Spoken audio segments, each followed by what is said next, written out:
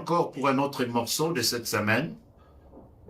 Dites-nous, pasteur, une question m'a été posée. Pasteur, parle-nous un peu de la spiritualité biblique. En effet, je vous réponds par une écriture. Je suis dans Colossiens chapitre 2, versets 1 à 3. L'apôtre Paul dit ceci.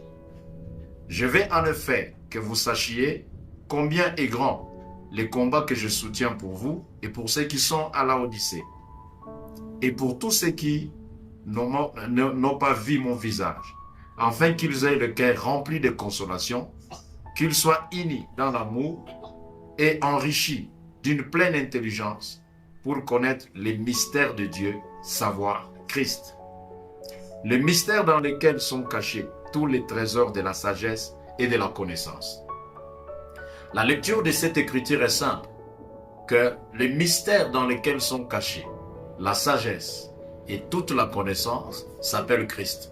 Ce qui est malheureux aujourd'hui, bien-aimés dans le Seigneur, les gens, au lieu de parler de Christ, qui est le mystère caché de Dieu, de toute intelligence et de toute connaissance, depuis les temps immémoriaux jusqu'à nos jours, les gens nous parlent de la spiritualité qui n'a rien à voir avec la Bible.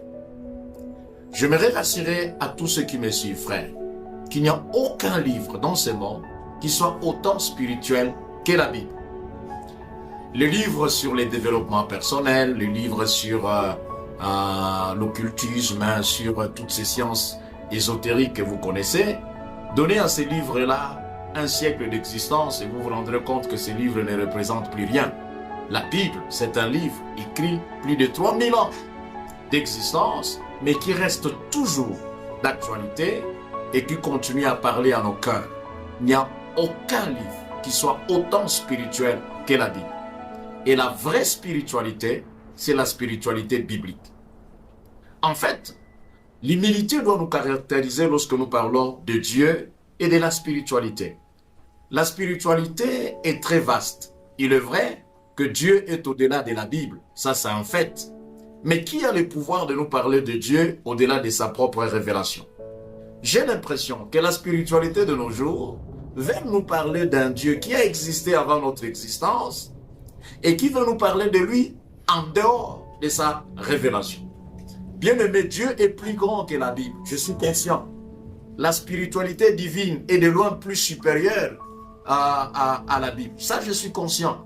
Mais dans ce que Dieu a voulu que nous puissions connaître et savoir, c'est limité dans la Bible.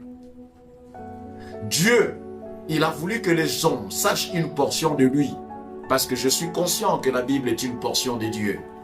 La Bible parle d'une portion de Dieu, mais ce qui est utile à l'homme. Et l'humilité consiste à rester dans ce que la Bible dit. Et c'est ça la spiritualité. Dès lors que nous voulons ouvrir des brèches, que la Bible n'a pas dites, que la Bible n'a pas approuvé, c'est une spiritualité autre que la spiritualité biblique, et toute spiritualité qui n'est pas biblique ne sert à rien et ne sauve pas l'homme. Il est là question d'une curiosité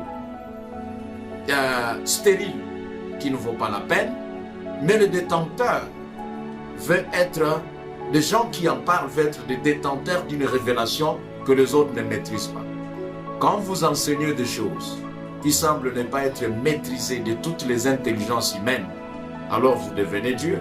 Et pourtant, la sagesse, le mystère que Dieu nous appelle à enseigner, il est clair dans ces livres que c'est Christ.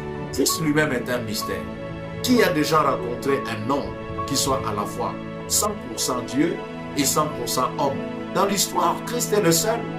Et c'est ce mystère que nous devons prêcher. En dehors de lui, les autres mystères, c'est une distraction qui n'amène nulle part.